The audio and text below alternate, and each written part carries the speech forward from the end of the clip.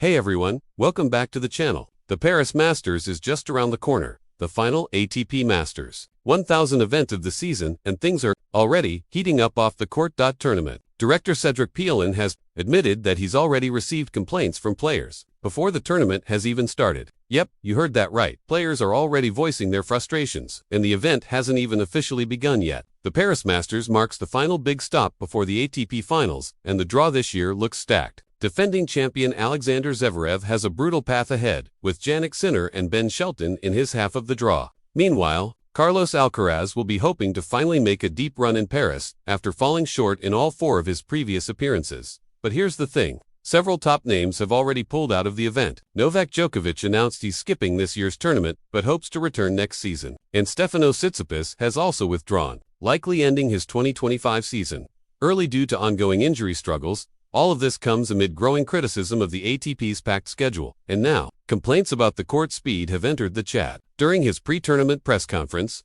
Cedric Pioulin addressed the early feedback from players who've been practicing on the Paris courts. And his response, pretty candid: "We are very much listening to everyone's feedback. We're trying to sort out what we can do. The competition hasn't started yet. We've had a few complaints from players who do not perform well. The surface is slower than last year. That was our desire. So yes, the courts are slower this year. And that's actually intentional." Pioulin explained that organizers wanted to slow things down a bit after players said the 2024 courts were too fast, but not everyone is happy with the change.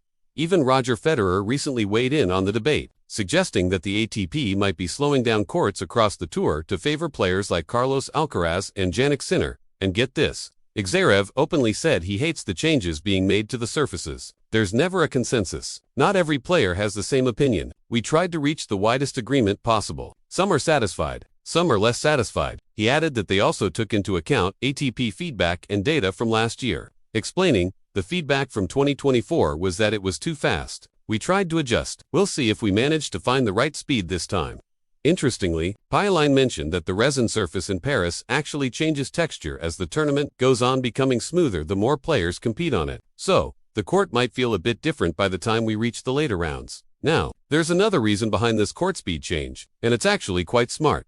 The Paris Masters happens 2 weeks before the ATP Finals in Turin, and Pioulin revealed they intentionally designed the court to match the speed and conditions players will experience. Their players need to have similar court conditions for those who are concerned. "Of course," he said, "the ATP Finals is a very important tournament, so we try to have a speed that would be most suitable for as many playing styles as possible." So basically, they're trying to make sure that players heading to Turin can adapt smoothly. The main draw for the Paris Masters kicks off on Monday, October 28th, and even with all the withdrawals and court speed drama, it's shaping up to be a fascinating event. We've got a ton of rising stars ready to prove themselves, a slower surface that could shake things up, and a few big names looking to make a final statement before the season ends. So, what do you think? Should the ATP slow down court speeds to make rallies longer and matches more tactical? Or should they bring back faster surfaces for more variety? Let me know your take in the comments below. Don't forget to like, subscribe, and hit that notification bell so you don't miss any of the latest updates from the world of tennis. Thanks for watching, and I'll see you in the next one.